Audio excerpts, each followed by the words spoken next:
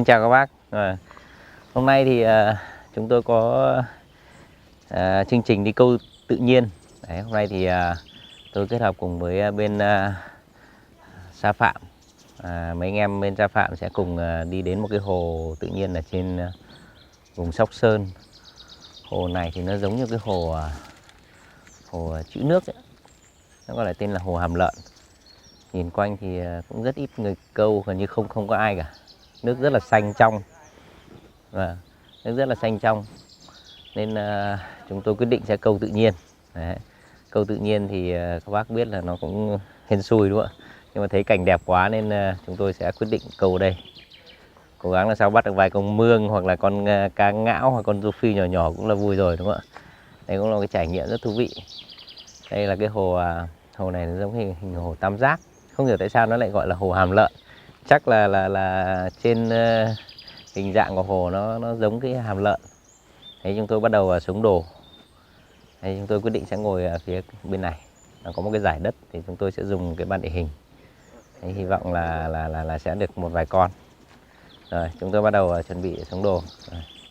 Các bác tiếp tục theo dõi nhé. Có hai cái bàn địa hình anh ạ.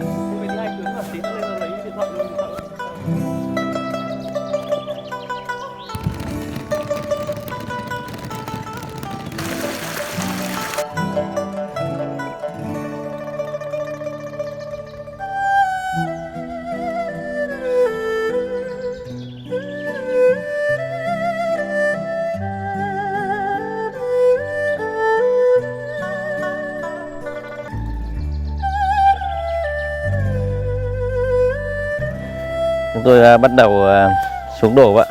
Đấy, đi câu tự nhiên là phải dùng bàn địa hình để nó mới hiệu quả này. Chứ ngồi ở đây thì cái bờ nó rất là nông. Phải cởi hết cả quần áo ra mới xuống được.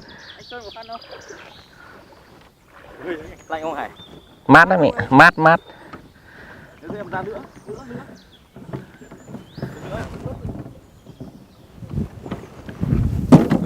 Từ từ.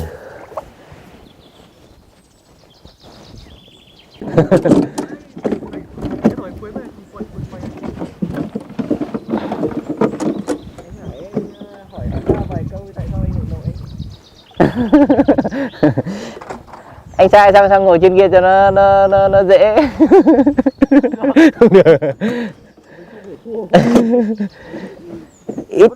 ít nhất là về độ ấy đúng không?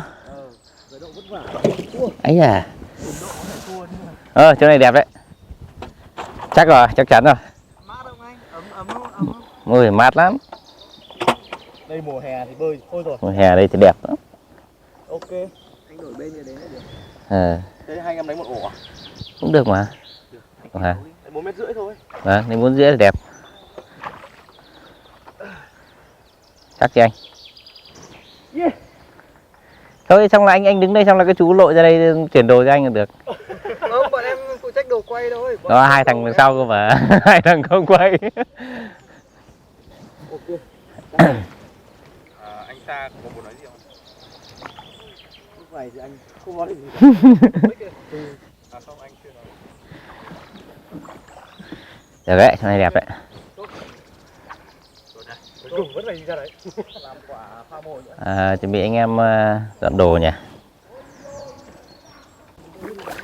Đi câu Vũ Môn là cứ phải từ từ. Không vội được anh ạ. Anh cứ bắt cá con anh tí bắt cá to xem.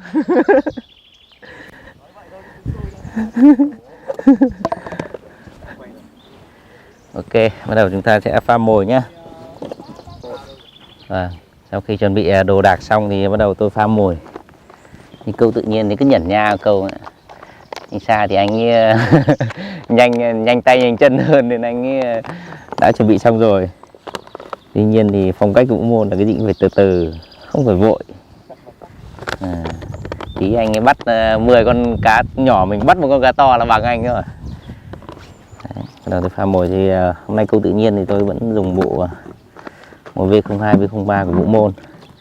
Sẽ kết hợp với cả ngô ủ của bên Sa Phạm để tí xạo ổ. Vì câu tự nhiên này dùng cái mồi ngô ủ này cũng khá là hợp. Nó đều là toàn bộ từ ngô tự nhiên, rồi là được ủ lên men tự nhiên, nên cái này dùng tự nhiên rất là hiệu quả. thành ổ bền và có khả năng cá to nó sẽ vào. Con mồi thì tôi sẽ câu Vũ Môn. Câu tự nhiên thì các bác cứ về bóp cho nó chặt một chút, không phải như thi đấu cần mồi mềm tơi, các bác cứ bóp thật chặt. Đấy. Cái mồi này cứ để khoảng 2-3 phút để cho nó ngấm nước. Đấy, sau đây tôi sẽ pha mồi xả.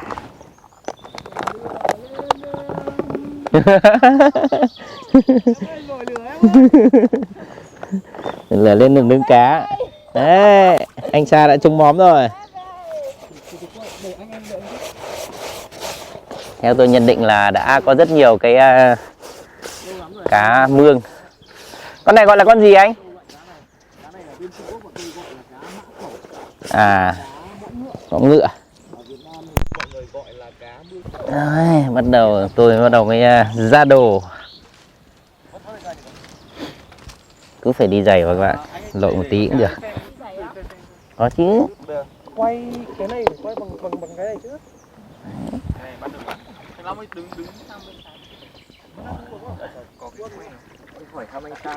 Đỡ hộ anh cái giỏ này. Con cá to quá, đỡ hộ cái giỏ. Phải dùng giỏ để hớt, nhưng mà không, nhưng mà giỏ này là khả năng là không là bị lọt anh ơi. Rồi, không lọt được em ơi. Lọt được đấy. Cá to thế này cơ mà. Yeah. Ô, mồm nó hay nhờ. Mồm nó như mồm con ngựa. Cái thận rơi. Mồm nó như mồm con ngựa. À. Con này thực ra người ta ở bên Trung Quốc họ câu lua cũng được. Họ câu bằng cái thìa sắt spoon đấy. À. Con này nó có thể to hơn chút nữa. Con này cũng là thuộc dạng tầm trung thôi. Em để ý nhá, không.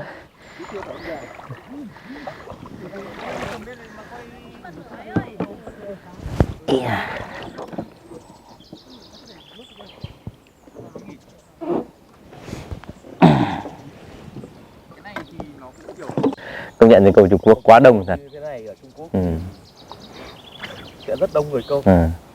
Lâu lắm rồi mới đấy. Có. Ui, thích nhỉ. Mới được câu cái con cá mõm ngựa này. Ngày xưa rất là thích đi câu nhưng mà ở Trung Quốc cũng phải đi rất xa. Những cái hồ ở trên núi cao, nước sạch và cũng nhiều người câu quá cho nên là cái số nó cũng bớt đi đúng không? Việt Nam thì ít người câu nhưng mà lại nhiều cần thủ kích điện. Gọi là nhiều kích thủ. Ở Trung Quốc thì đi câu những cá này còn thích hơn là câu cá rô phi, cá chấm, cá chép nhiều. Bởi vì cá này là rất là ngon và cái nước rất là sạch. Cá tự nhiên hoàn toàn. Nó như là một buổi đi du lịch, cảm rất là dễ chịu. Chưa biết được cá không nhưng mà không khí trong lành và nhìn cái nước sạch mình thấy rất là thích. Thời tiết rất là lạnh nhưng mà khi lội xuống nước thì nó cũng không quá lạnh.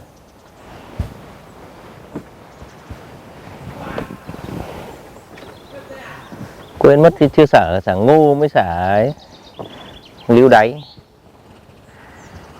Lại phải mò ra lần nữa rồi. Lâu thì đi câu một chỗ như này rất là dễ chịu, rất là thích. Cảm giác nó khác rất nhiều so với thi đấu ở trong hồ thi đấu. Thư thái. Hồ thi đấu thì hưởng thụ cái cảm giác nó gay cấn, nó kịch tính. Ở đây thì hưởng thụ cái không khí tự nhiên, không quá quan trọng là cá gì, cá to, cá nhỏ.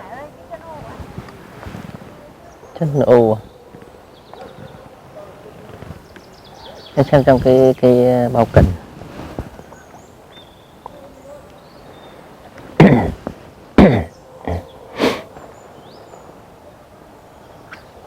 3-4 năm rồi.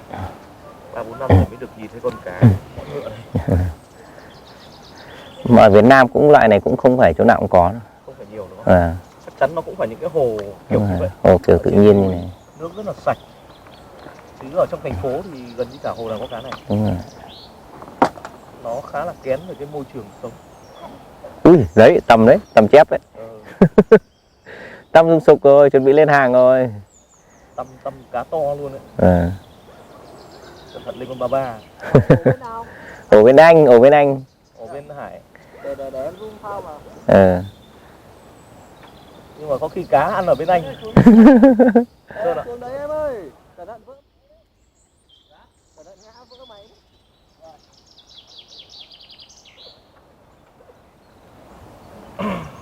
câu tự nhiên thì nói chung là nó cũng khó nói trước. Nghĩa là Ừ. cá Sao lại ra cái to chân gần Ừ. như này? Nhưng nó lại nhiều bất ngờ nữa. nó nhiều bất ngờ. Nhưng mà đã đi câu tự nhiên thì cũng không phải quá cầu kỳ Ừ. về cá. Ừ. Mình vừa đi câu mình vừa đi giải trí, vừa đi như là một buổi đi nghỉ dưỡng. Định là thư giãn. Còn cá to thì khó lắm, khó nói chứ. Có thể là ở bên Trung Quốc thì ngày xưa của anh hay đi thời gian dài Ừ. 3-4 ngày, xả rất là nhiều và câu 3-4 ngày, À, tức là làm ổ đúng không ạ? Xác định câu vài hôm. mang cả tròi đi. Ừ. Đấy, ăn liên tục. Bên này Tròi cá đi thì nó sẽ khả năng va hàng cao hơn. à, thời gian dài mới nó có ổ thì nó có khả năng dễ hơn. Bởi vì hồ tự nhiên thì nó rất là rộng À. mà cái lượng cá rất là thưa.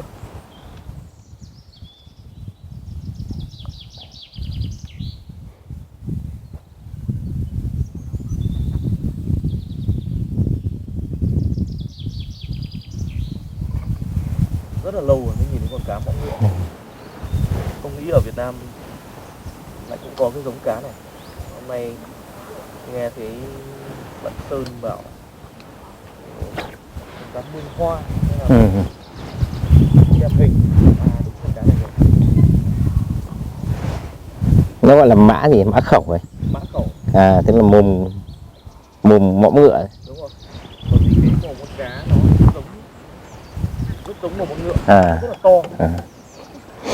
Con này cũng có một số người chơi lua kiểu vi diệu, À. nhỏ đánh thìa sắt nhỏ, À. cái câu con này đánh lua nó cũng ăn.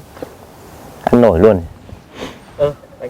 Đánh lua đánh kéo lưng lửng nó ăn cũng rất là hay, cần rất là mềm.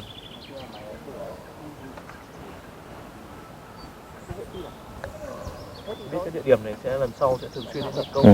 Lâu lâu mà thấy mệt mỏi nghỉ ngơi thì xuống đây ngồi câu một ngày rất là thích, dễ chịu. Đây nước sạch nhỉ, trong vắt. Rất sạch. Mùa hè tắm ở đây thì hồ địa lắm. Ừ. Còn thích hơn bể bơi.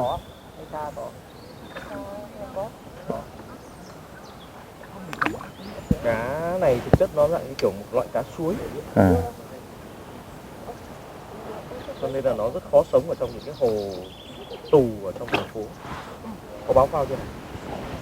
Thấy nhâm nháy nhưng khả năng là chưa có ổ. Cá to cho nên là nó chậm hơn. À. Khả năng cái con chép củ nó lại nằm đấy. Cá là nhiều luôn. Ừ. Em bảo mà cá đấy nhiều lắm. Ừ. Anh sắp tin rồi đấy. Anh nghĩ đấy là một lời động viên. Cá tự nhiên thì cũng không cần thiết phải quá nhiều hay gì cả, quan trọng cảnh đẹp.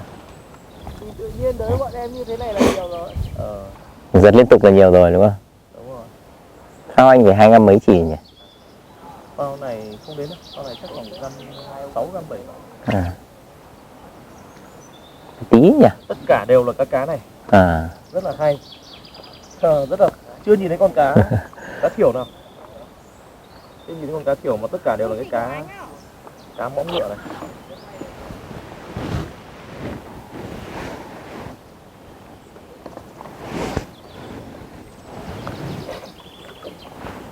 Chưa có con nào thực sự to, đa số nó toàn tầm này. Ừ. Tầm 2-3 đầu ngón tay là cũng nhiều. Thỉnh thoảng có những con to có thể bằng cổ tay rất là hiếm. Yeah. Bằng cổ tay kìa. Cổ tay thì nó phải rất là lâu năm Ừ. rồi. Hiếm lắm. Đa số cái tầm này Chắc cái vòng đời của nó cũng không dài nhỉ? giống của nó không to. À. Đây. Tầm này cũng khá to rồi này. Dài nhỉ? Cảm giác thật là tuyệt vời luôn đấy. Không ngờ sau 2 năm ăn rồi đấy. có dịp được câu cái cá này ở Việt Nam. Thấy khực rồi đấy. Đâu có tín hiệu. Thường thì nó sẽ ăn Hả? Cứ từ từ. Nó sẽ ăn trong cái quá trình mà phao rơi. Ừ. Phao rơi em có thể kéo chì đến khoảng 20 phân À. để cho nó rơi chậm một chút. À. Nó tụt luôn nữa. Nó hay ăn cái đoạn mà phao đang rơi. Ừ. Bởi vì con cá này cũng là con cá mà nó ăn Ăn nổi động hơn đúng không? nó ăn các loại côn trùng, chứ nó không ăn cây cỏ, nó ăn các loại côn trùng, cho nên nó vẫn phải là dạng kiểu con cá sộp. Ừ. Nó vẫn đuổi mồi, nó vẫn vừa bơi vừa đuổi mồi để ăn.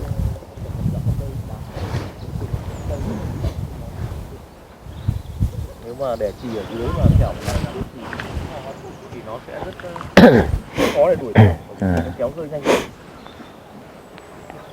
Khi phao dựng lên để ý quá trình phao rơi thì nó sẽ ăn quá. Khả năng là ăn rồi đấy. Cái phao này hơi nhẹ, nó găm rưỡi, lưỡi vẻ hơi to. Phao đấy hơi nhẹ. Lưỡi to quá. Không ăn ngay ở phía trên mặt, sát mặt đấy. Nó ăn ở cái tầm mà nó đang rơi gần dưới đáy, nó hay ăn thôi.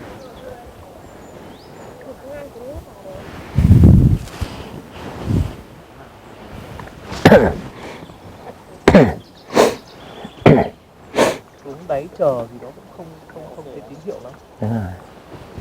Đa số toàn là trong quá trình nó rơi thì nó sẽ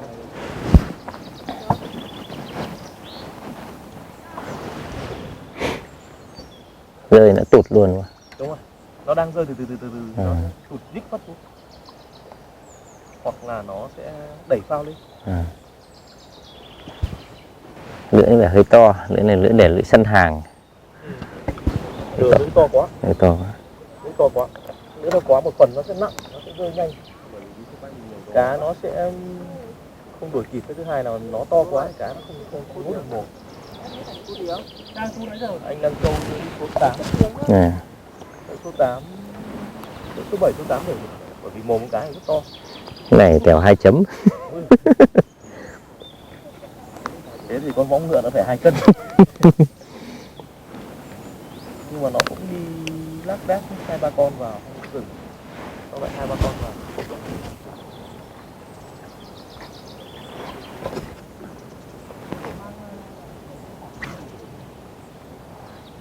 Đấy, phao vừa dựng lên cái bắt đầu nó ăn luôn. Ăn luôn. Cái 08 nó vừa anh nhỉ?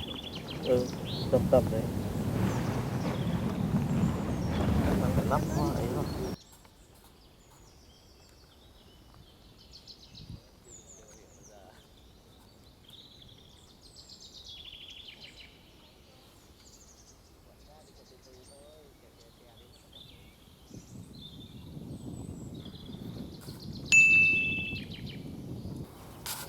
Bắt võng ngựa thôi.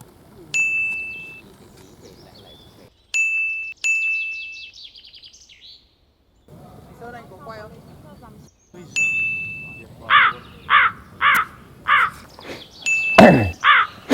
Kéo lên đánh.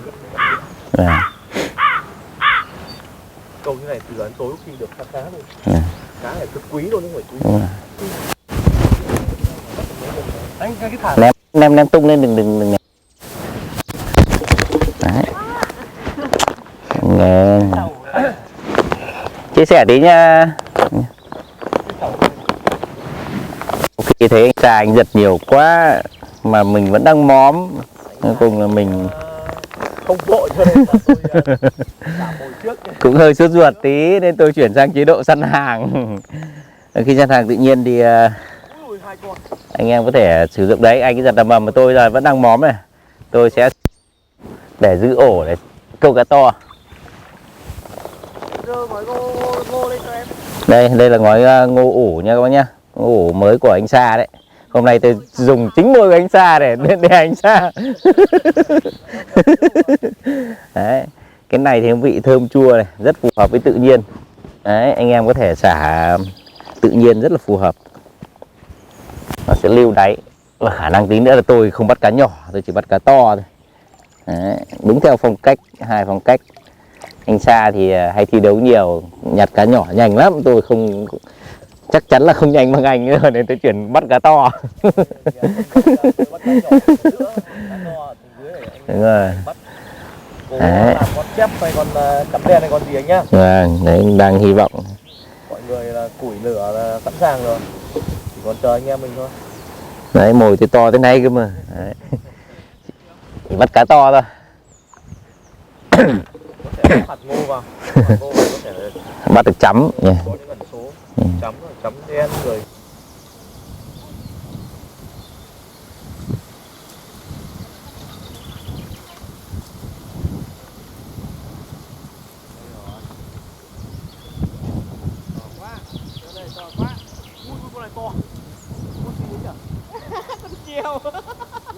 Lăng đấy, em cái này cái rất lạ đấy. Lăng này. Lăng chơi đây. Các bác ạ, hôm nay đi câu tự nhiên đấy, câu được con lăng hoa bác nhá, con lăng hoa. Ở Trung Quốc nó gọi là gì nhỉ anh trai nhỉ? Nó gọi là con cá vừng. Cá vừng à? Đấy. Trên thân nó có đốm đốm các bác nhá, râu rất là dài này. Đấy. Con này thấy bảo là nó rất là quý. Đấy. Rất là quý, con này rất là quý, ở Trung Quốc bán rất là đắt. Đấy các bác thấy chưa? Đấy. Nó sống ở những cái vùng hồ đập mà có kè đá. Ở đây thì đúng là chuẩn luôn đấy nhỉ. Đấy, trông móm thôi nhá. Đấy, mình lại hay câu những con cá lạ. Con đấy cũng là con mà rất là quý. Đúng rồi, rất là nhiều ẩn số. Không khí rất là trong lành, dễ chịu. Thì mỗi một kiểu câu nó lại có một cái thú vị riêng. Hàng nhá. Lại hàng rồi. Lại hàng rồi. Ui, to quá. Không phải bé đâu. Chưa có vật. Chết chưa? Chấm đen. Chấm đen. Môi vừa có môi mua lên chấm đen. Anh em nhá, mùi chấm đen nhá, mùi mua lên chấm đen nhá. Chấm đen tự nhiên nhá. Đấy. Công nhận. Anh đưa con cá về từ máy quay ra nhá. Đây anh em ơi, chấm đen nhá. Đây. Chấm đen xì luôn này. Chấm đen. Đấy. Chấm đen nhỏ thôi nhưng mà chấm đen tự nhiên. Chấm đen tự nhiên nhá. Cá lâu rồi. Đây em ơi. Này, chấm đen này. Đấy. Bánh chảo 06 các bác nhá. Đáng câu có cá gì nhỉ? Đấy. Móng ngựa mà bây giờ cứ chấm đen với lại lăng hoa nó vào. Câu ở đâu? Anh nhìn bộ đồ xem. Toàn đồ sẵn hàng thôi. Còn ông mặc đồ đen thì phải câu được cá. Đấy. Này còn chưa không cần chuẩn bị vợt. Hồ tự nhiên mà gặp được chấm đen là cơ hội rất thấp. Đấy, để dùng chung. Cứ để bên đấy thôi anh Hải ạ. Cá móng ngựa tôi thích câu hơn. Đấy, nói chung là có cái sự gì đó nó rất là khác biệt. Đi câu ngựa. Cảm giác có tăm vào, cảm giác là cá to vào. Nó rất hay may mắn là câu những con cá rất là lạ. Chấm đen mới hay nhỉ. Đấy. Đang đồ hơi to một chút thì cá móng ngựa nó sẽ khó. Thì cá to nó có cơ hội xử lý nhiều hơn. Số mà anh lại để anh Hải nói thế anh rất là sạch. Không, thực ra là nó cũng có duyên mà nó đi theo phong cách đấy. Đấy. Anh trai thì thi đấu rất nhiều năm rồi, chuyên nghiệp rồi. Tôi thì gọi là thi đấu cũng gọi là chủ yếu là bán chuyên thôi, nhưng mà vẫn thích là đi tự nhiên, đi cái hồ dịch vụ. Đấy. Khá là nhiều cá móng ngựa vào. Tôi dụ cá móng ngựa lên trên lửng để cho anh Hải anh ở dưới đáy anh bắt. Đúng rồi. Chiến thuật là như vậy. Chiến thuật là như thế. Ở Trung Quốc thì cái cá móng ngựa này, 1 cân cá móng ngựa nó phải mua được 10 cân cá chấm đen. Nó về giá trị thì nó lên hẳn trên luôn. Lên hẳn trên cao luôn. Đấy. Hôm nay xả ngô gáy lên chấm đen ngay. Con đấy phải 7 cân. Anh nghĩ là phải hơn. 10 con. Nó tùy cái giỏ. Cho cái dép vào. dép làm hàng ấy.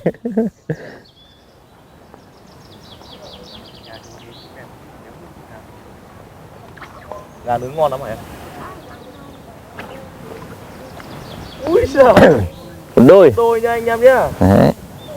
Hai con cá mõm ngựa. Cặp đôi nha, hai con mà mõm ngựa. Rất là đẹp. Tuyệt vời luôn. Chưa được con nào cực kỳ to. Bởi vì cái giống cá này nó cũng lớn rất là chậm. Nhưng mà thông thường nó tầm 2-3 đầu ngón tay là nhiều. Con này ăn rất là ngon. Và con này rán thì không cần phải mỡ. Người ta gọi là mỡ nó rán nó. Bởi vì nó rất là béo.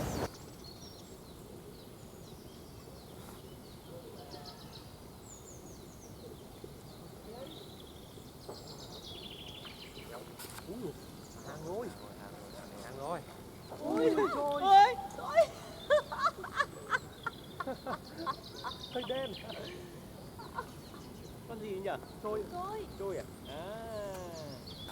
Hàng rồi. Mắc rồi. Nhưng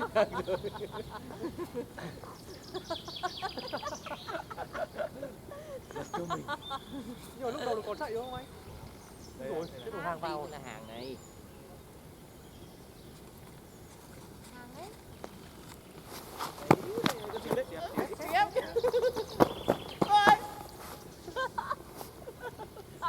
Đến giờ quay rồi đấy chị.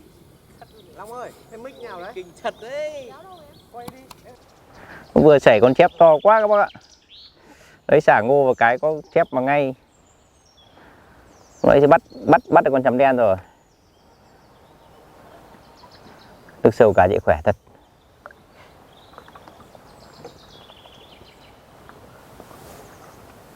Có nên buộc dây bảo hiểm không nhỉ? Hơi lo. Không tí lại tiếp. Đúng vậy. Thôi bò luôn, không chơi. Bò thẳng tay luôn. Đồ săn hàng cơ mà. Có chép đẹp thế. Vàng ươm nhé. Lên mặt nước thì bong mất. Anh Hải đánh cây gì đấy? Anh lên cây hoành đồ 4,5 mét. Cây này độ nảy khá là tốt. Anh là đánh hoành đồ xanh à? Hoành đồ xanh cũng ở trong bảo. Đại chiến hoành đồ đỏ. Hôm nay là cuộc đại chiến giữa hoành đồ xanh và hoành đồ đỏ.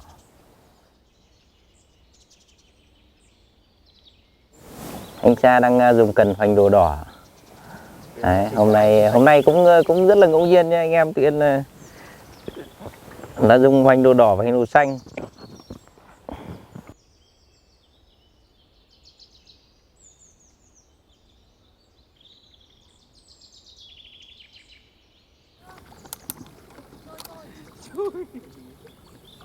Cái mồi này ghê quá. Chơi trắng. Rớt ạ. Bẫy lại cá rồi. Tầm này phải 3 giờ nhỉ anh em nhỉ? 3 giờ 10.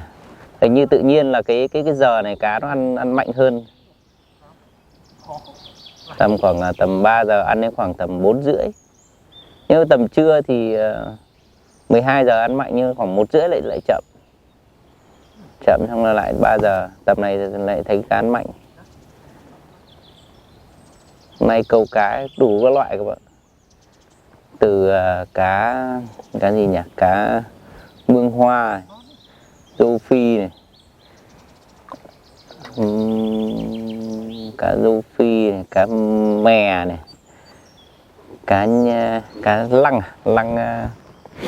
lăng hoa. Vừa lên buồn trôi xong rồi. Lấy được con chấm đen nữa. Hôm nay câu 6-7 loại cá. Nhận tự nhiên thì nó nhiều loại cá lắm.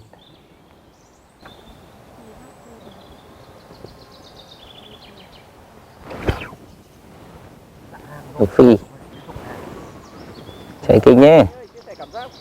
Tôi cảm giác phê lắm quá. Nó sâu, nước nó sâu. Nước nó 3 mét.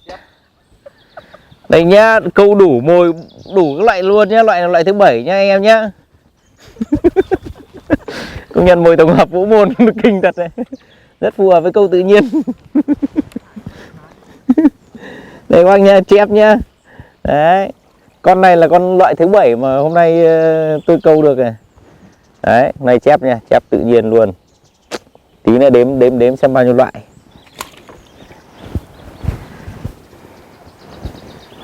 Công nhận là mình chỉ biết câu cá to, mình không biết câu cá nhỏ.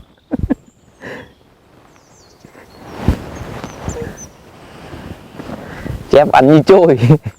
Nháy nháy nháy nháy.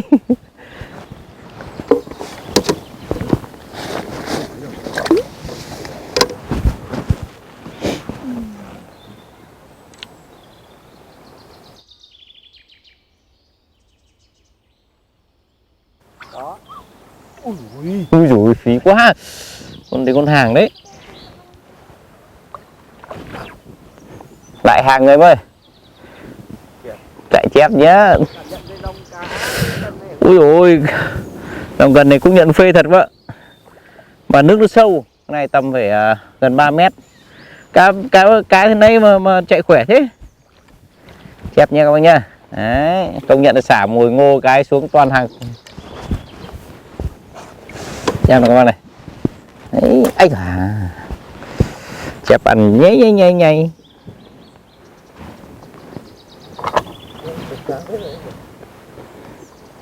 Đôi 4. Câu tự nhiên phê thật. Con này bình thường mà đi thi đấu chắc là một phát trong 10 giây là vào thọ. Em tưởng hôm nay cũng thi đấu. Hả? Em tưởng hôm nay cũng thi đấu.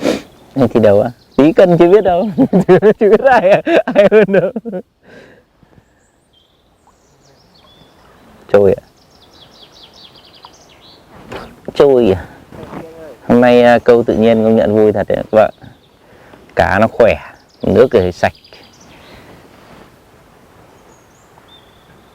Đấy có 2 ổ, một ổ của anh Sa thì lên chủ yếu là cá mương hoa và rô phi. Còn ổ của tôi thì chơi xả mồi ngô. Đấy, toàn chép với chấm đen, nheo lăng, cả trôi nữa. Cá tự nhiên ăn khoai phết đấy, ăn như hồ thi đấu ấy. Chép thì ăn nhấm nháy nhấm nháy.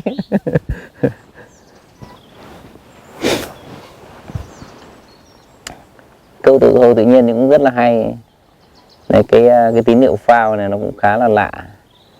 Như bình thường chép những hồ dịch vụ là ăn phầm phập ấy. Nhưng mà ở đây thì nó nhấm nháy như rô phi. Nó giật được 2 con chép ăn vào mồm mà lại ăn nhấm nháy như của rô phi.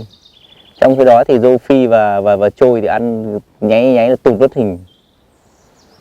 Ngoài tự nhiên nó khác hoàn toàn rất nhiều với hồ dịch vụ như hồ thi đấu. Nhiều lúc là tất cả những lý thuyết chỉ là trên những cái hồ mà nhiều cá thôi, còn ra ngoài tự nhiên thì tôi thấy nó rất nhiều khác biệt.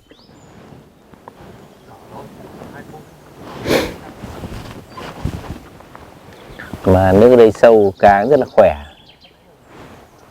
Dòng con chép khoảng tầm 6-7 lạng mà cái như kiểu là con khoảng 2 cân.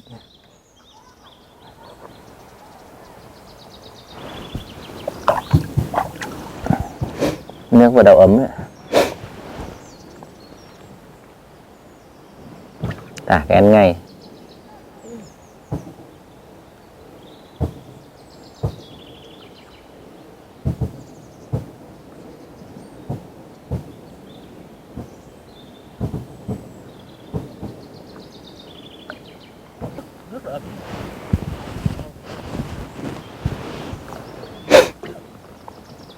Cá ăn nổi luôn nhỉ. Đấy. Để đánh nổi cũng không phải là đơn giản đâu ấy. Phải bắt đúng nước ăn của nó nhỉ, chứ không nó nhả ra ngay.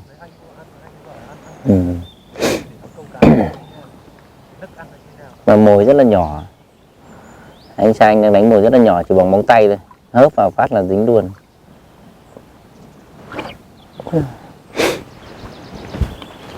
Tôi thì săn hàng đánh đồ hơi to.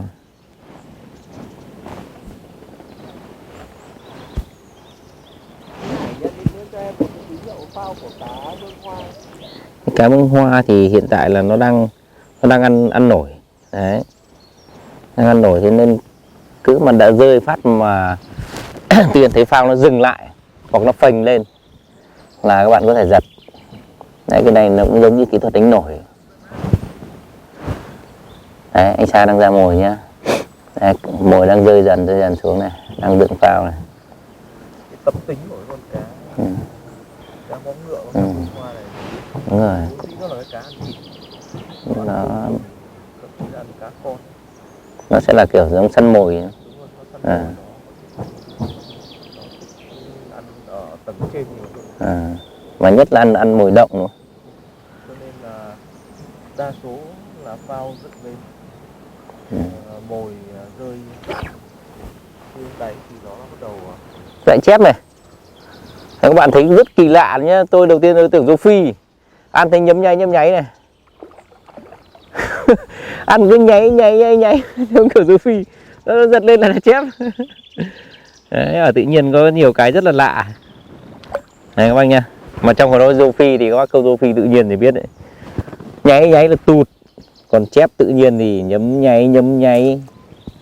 Tôi phải đánh cái nước phao, nó chỉ khoảng tầm 1/4 vạch, nó chỉ nhô cái đầu đỏ lên, nhấm nháy là giật. Thế mà nó cứ nháy bình thường. Chép khác là tụt phao luôn. Đó, cũng rất là hay, này học thêm kinh nghiệm nữa.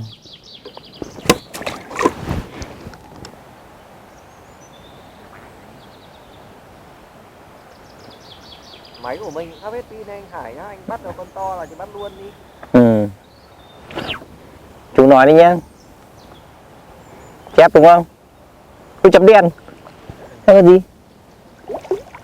Gì đấy? Gì đấy? Trôi à? Nó lại trôi cơ anh ạ, anh em ạ. Đấy, trôi tự nhiên. Đấy. Ăn nhẹ lắm. Trôi trắng các bạn.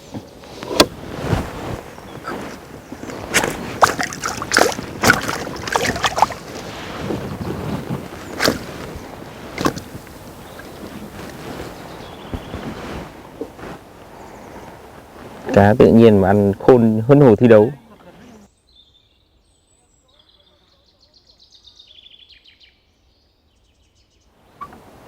Không phải cắm vào cái phần tai nghe đâu nhá, cắm vào cái phần ở cái lai giữa luôn đấy. Hàng rồi Sơn ơi. Hàng rồi Sơn ơi. Chào ăn như Sophie. Sơn ạ. Làm sao mà hồ tự nhiên lại chép vậy ăn như Sophie này? Hả? Đấy là do anh thôi, chứ em đi câu tự nhiên em chở ra em bắt được chép bé này đâu. Yeah. Nó ăn bằng mắt nhá, chép này nhìn đều nhá. Nó nhâm nháy. Đều ấy, không tha, Phúc ơi. Chép vàng ươm anh em ạ. Phúc ơi. Cái cá hoa ở đây họ bông hoa, cá mọng ngựa này thì rất nhiều Trung Quốc ở Việt Nam nó giống nhau. Tập tính của nó thực ra nó là một loại cá ăn thịt, ăn côn trùng, thậm chí là ăn tôm tép cá con, cho nên là nó hay đuổi mồi, cho nên là câu đa số thì nó câu lửng, đa số là ăn nổi ăn lửng. Tín hiệu phao thì nhìn thường phao dựng lên trong quá trình rơi thì bắt đầu nó sẽ báo đấy, nó sẽ báo ngay, tức là tôi kéo chì lên một chút để cho cái người cơ bản như là cái đoạn thẻo nó dài thêm ra để cho nó rơi chậm lại để cho cá nó đỡ kịp. Ăn rất là mạnh, sáng sớm thì ăn mạnh, buổi trưa thì nó chậm chút, sau đó thì đến tầm này cái phao dựng lên cái là bắt đầu có tín hiệu luôn, nghĩa là nó ăn lực. Nếu mà cố tình thuê một to một chút để cá móng ngựa nó xuống đáy ăn không thể xuống. Ví dụ như anh Hải anh lên hồ to cứng chút xuống đáy thì sẽ gặp những cá khác, rô phi, chép, trôi chấm vân vân. Tôi thì tôi cố ý câu cái cá mương hoa này, cho nên là không chờ đến đáy, mồi xuống đến đáy gần như là tay mồi luôn, chủ yếu là bắt cái nhịp mà ăn lực của nó. Đây, khi xuống đến đáy là cá khác nó ăn ngay. Đây, ví dụ như con này, khả năng không phải là con mương hoa, Cái phi luôn. Đến đáy thì sẽ là cá khác ăn. Em câu đúng con mương hoa. Còn lại toàn chấm trôi chép.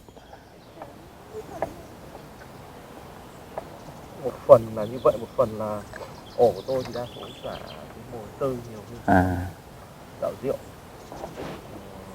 Cá đuôi hoa thì nó thích hơn. Trên Hải anh xả cái ngô ủ thì nó có cái vị lên men của ngô và hạt nó to, thì những loại cá như cá chép, cá chấm nó sẽ thích hơn và nó vào ổ nhiều hơn. Đấy là cái cách mình chọn cả ổ để câu cá gì. Tuy nhiên nó chỉ tương đối thôi, ngoài tự nhiên không có cái tuyệt đối nữa. Tất cả lý thuyết nhiều khi nó chỉ là lý thuyết thôi. Sao cứ câu lên cá Mà rõ ràng hai ổ gần nhau nhỉ. Hai ổ gần nhau. Có thể cũng chưa đi nhiều hồ tự nhiên, nhưng mà phi đây là hồ đầu tiên. Hỏi một số anh em thì cũng không phải nhiều chỗ có cá là cũng là bởi vì nó thường sống hay ở những cái hồ, cái đập nước ở trên núi. Thứ nhất là nước sạch, thứ hai là cái môi trường nó phù hợp. Hôm nay thì chưa được một con nào gọi là cỡ bự, đa số nó đều là cỡ trung, tầm hơn 2 đầu ngón tay. Cá này to nhất có thể to gần bằng cổ tay nhưng mà rất là hiếm, ít lắm. Đại đa số là tầm này nó lớn rất là chậm.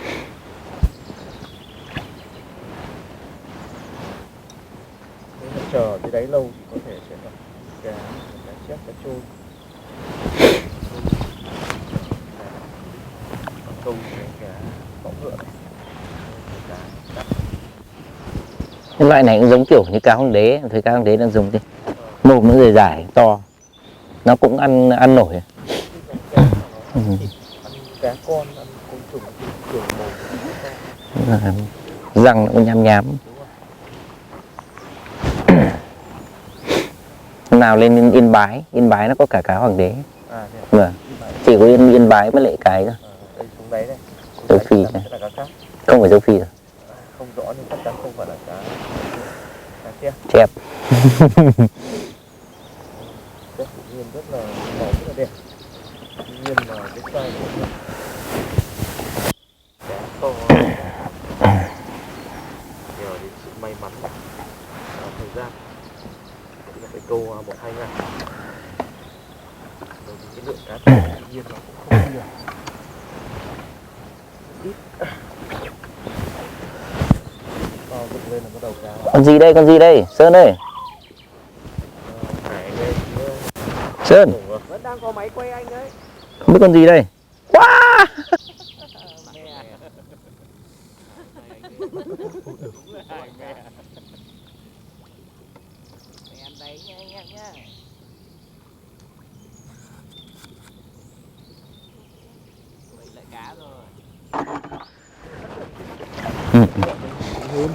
Không, riêng về số loại cá thì anh hơn.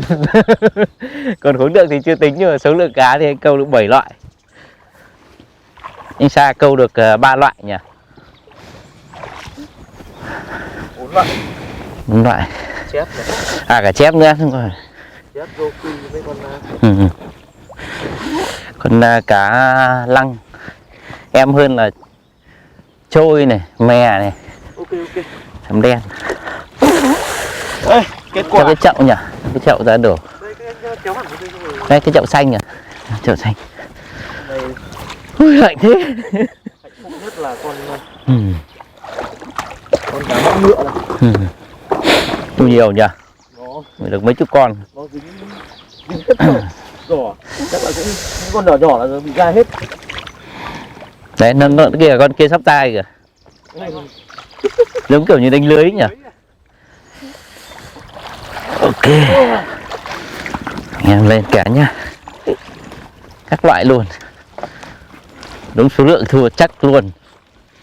Lượng gấp mấy lần. Chảy nước nhỉ? Nó tươi.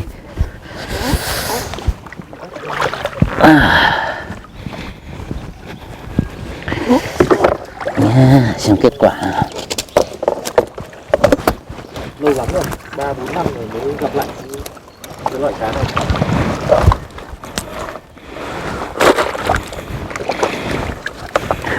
Cũng nhiều phết đấy. Rất là thích đi câu cá. Tuy nhiên cũng không phải nhiều. Chụp ảnh chấm đen này.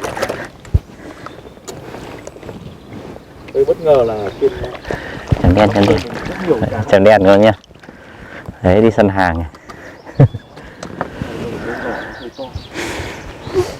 Mè này, một chép, rô phi, mè, trôi, chấm đen,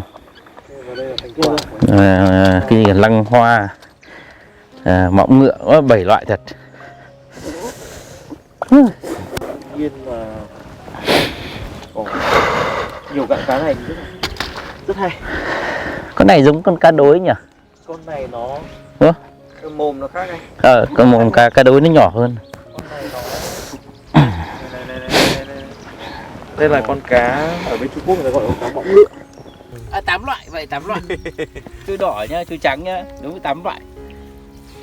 Chui đỏ, đúng rồi. Nếu nó mà đếm loại thì 8 con. Con này Khá là nhiều, con này khác nhiều con này con đúng cá. không? Cá mõm ngựa.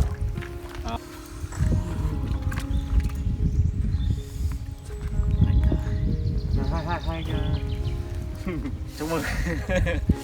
Hôm nay anh em đều không bó đúng không? ok. Đi câu tự nhiên nữa là Buổi câu rất là vui. thả những chú cá này về tự nhiên nhá. Nha. Câu tự nhiên cảm giác câu cá thế là vui rồi đúng không ạ? Hôm nay câu được 7 cái cá luôn. Không nhận mồi gì hay thế. Nhá, cả nheo nhá. Cái này con lăng hoa này. Con này con lăng hoa. Đấy, rất là đẹp, nó có những cái vảy đốm ở trên thân này. Đấy, phải thả về nhá. Đấy, đây là con trôi trắng này. Mè tàu này, chép này, chép rất đẹp luôn, màu vàng này. Ok. Cá lăng nhá. Lăng hoa nhá, về nhá. Ô, chép nhiều phết đấy. 4-5 con chép. Lăng hoa này, đấy. Này khoảng tầm 5-7 năm nữa anh bắt cũng được. Cá vẫn khỏe. Chép đẹp thôi ơi. Chép vàng nhá. Trôi trắng này.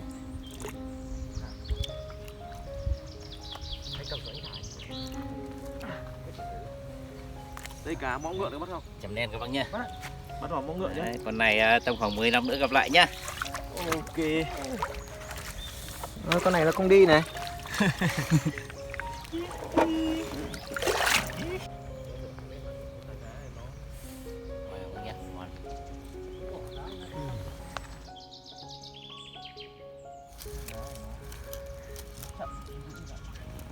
Ngon lắm ạ. Sau lại quay lại nhé. Nhưng mà sau cẩn thận phải đi quả ủng.